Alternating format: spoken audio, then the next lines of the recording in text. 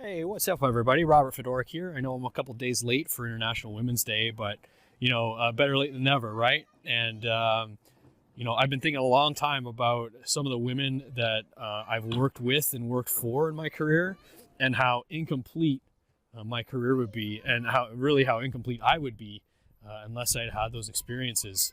And so I just want to go through a list of some of the most inspirational women in my career, and maybe start a conversation. Maybe you guys can do a video on women that made an impact in your career as well. So the first woman I want to talk about is Kym Johnson. And Kym taught me a really important lesson, and that is that passion precedes credibility. And when I was working for her, I would always be jealous about how the entire organization would move itself around Kym. And it always shocked me how there were some, you have teams within an organization. Sometimes there's a natural friction. They have competing wants, or one team needs something from another, and the other team is always perceived as being too slow or not understanding. That never happened with Kym. And she was always able to collect allies and resources from across an organization to get whatever she needed done. And she taught me that the only way that happens is being truly passionate about what you do. Not everybody has that luxury, but if you're in that position, then really exploit it. Like, if you're passionate about the things that you're doing, don't hide it. Be very, very vocal about it and share that with people. And that gets you allies. Even if maybe you disagree with somebody, the passion for making sure stuff gets done right really resonates with other people. And so that was a major, major turning point for me in my career. Second person I want to talk about is Roz Agee. Okay, and Roz taught me that leadership comes from the front. The one thing that struck me about working for Roz is that whether or not she knew the specifics of a situation, she was always and uncompromisingly for her team. There was not a single case where we ever felt like our boss might hang us out to dry or stay neutral if they didn't understand the situation. Roz would always be there for us. She would also take the hardest tasks for the team. So she would be very, very clear about what she had to do for her performance, what her tasks were, and how the team we were all going to get there, right? We were going to meet those objectives because they were her objectives. But she would always have the largest, most complicated tasks. And she would be very clear about how, we were all going to make it there together. And so, there's very few people that I would march into hell's maw for. And Roz is definitely one of them, because I know that she is unequivocally on my side if she's my boss. All right. The other thing that Roz taught me that was super important, and again, I wouldn't be anywhere near where I am today unless I had learned those lessons, is the limits of my performance. All right. What Roz told me is how much like a pane of brittle glass my ideas of what my performance actually are. So there were times where I was absolutely convinced, she'd tell me to do something.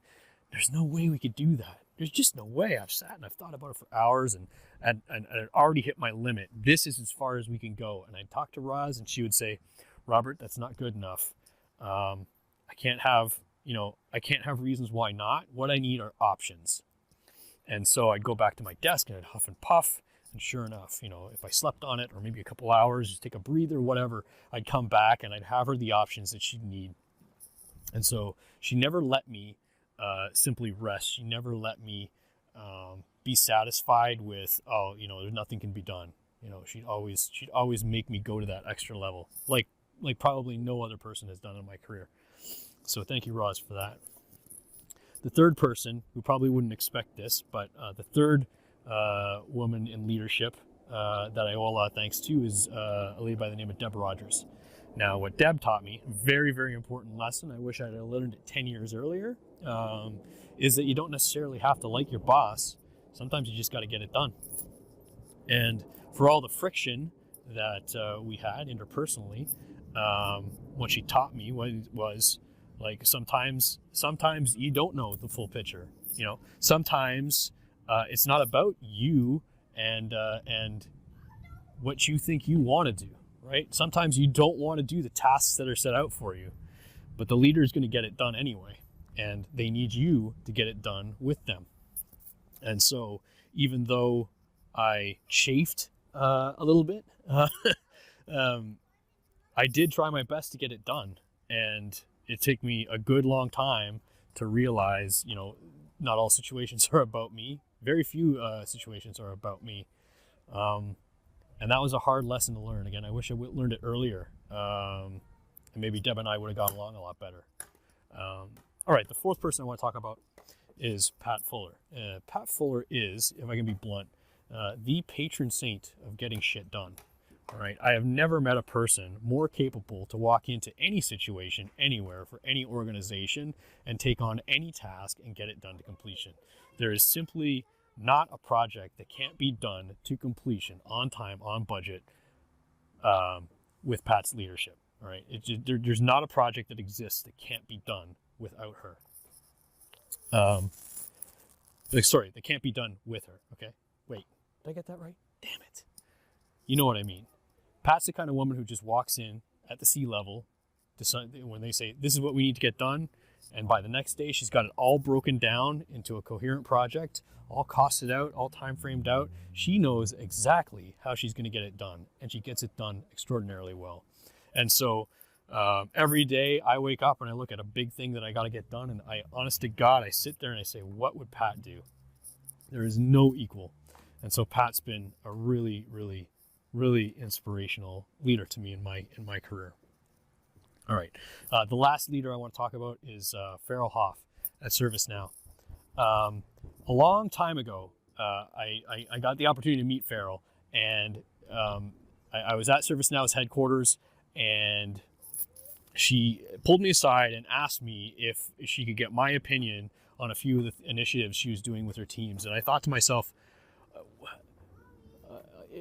what is this person who has it all put together, has a huge team of super credible resources who are doing these incredible things? What on earth does she want with my useless opinion?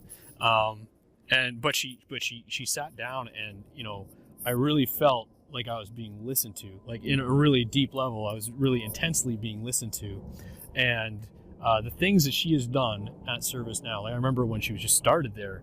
And look where she's at now. That only comes from a leader that has the backing of her team and who knows how to move a team from point A to point B. So her progression has been over the span of years. And gosh, if you're in the ServiceNow space, you don't know who Farrell Hough is, fix that, okay? Fix that. You need to find out who she is and what she's doing, all right? And, I think John Donahoe is very lucky to be sitting in her office for the time being, and I very much look forward to the day when Farrell takes the reins on that. So that's just a few of the women who've absolutely inspired me in my career and my life, and thank you all for all the lessons that you've taught me, and for every other woman out there who's trying to get ahead in the work world. Don't wait for the help. You don't need the help. Don't wait for men to recognize you. Don't wait for somebody to mentor you. Don't wait for somebody to validate you. Don't wait for it. Just go out and seize it. Because each of the women that I've talked about so far would have done it, Women's Day or not, Women's Movement or not. These people were just going to get it done. It was just in their success was in their blood. Success is in their DNA. Success is in their reason for getting up every morning. And so don't wait for anybody else to give it to you or make it easier for you, because none of the women that I've talked about waited for that. They just went out and took it. And so I hope you go out and take it every day. And if there's any way I can help you with that, you let me know. This is Robert Fedoruk signing off. Thanks, everybody.